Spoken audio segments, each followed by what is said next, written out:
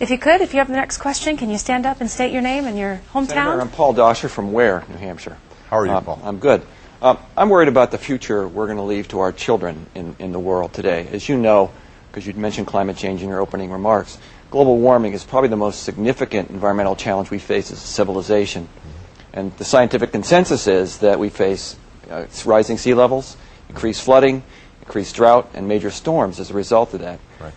We need to take aggressive, urgent action to control greenhouse gases so that we can solve this problem. So my question to you is, how aggressive will you be in promoting controls on greenhouse gases? And secondly, as part of that question, how would you explain to Americans that we're going to have to live with higher fuel prices and encouragements to be better at conserving energy, better than we've ever been before? I hope I'm as articulate as you in describing it, because this is an urgent problem. And I've got a 9-year-old daughter and a 6-year-old daughter. And I want to bequeath to them a world that is as beautiful, as spectacular, as livable as the one that we inherited from our parents. So we're going to have to take aggressive steps. A couple of things that I've already proposed. Number one, we need to increase fuel efficiency standards on cars aggressively. We made progress yesterday in the United States Senate actually increasing fuel efficiency standards for the first time in 20 years.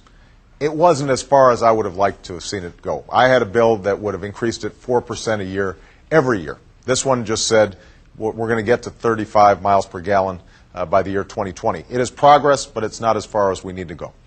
A national low-carbon fuel standard, something that I proposed at the University of New Hampshire, which basically says 10% of our fuel blend should be clean burning.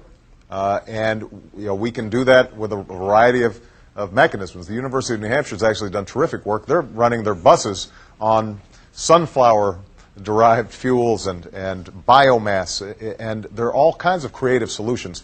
So getting that into the mix and creating a market for it is going to be important. Then we're going to have to deal with power plants and industry. And we've got to set a cap on the amount of greenhouse gases that they can emit, and that cap has to go down each and every year. And what I've said is that our goal by 2050 should be to have a reduction of 80% of our greenhouse gases, which is the most aggressive proposal in the United States Senate right now, and that's been out there. In order for us to do that, you're right, we're going to have to pay slightly higher prices for electricity on the front end until the technology catches up. We're going to have to make some other sacrifices. But what you can do if you create what's called a cap and trade system is, even as you're capping the emissions that are allowable, you charge money for those who go over the cap. You also say to companies who emit even less than is required by law, you can trade those on an open market. And you create a marketplace for green technologies where people can make money by investing and engaging in entrepreneurial activity. And I'm absolutely confident that we can do that.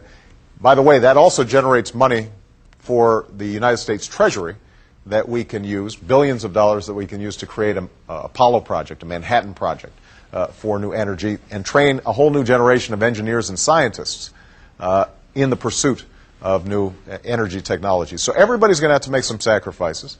Everybody's going to have to pitch in.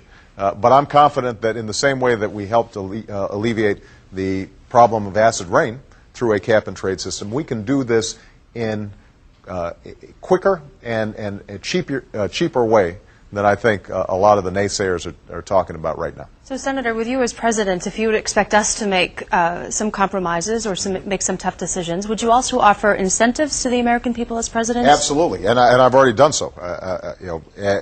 I've already introduced legislation that would give you a tax break for buying a plug-in hybrid car or buying a flexible fuel vehicle. And also, the government can serve as a good example by changing, for example, its fleet of cars to make them more fuel efficient, or changing the light bulbs in every government building, or providing tax incentives for people to get appliances that are more energy efficient. And one of the things that I'd like to do is to see the government work with businesses and the private sector and say, why don't we, for example, work to insulate all the old buildings in New Hampshire?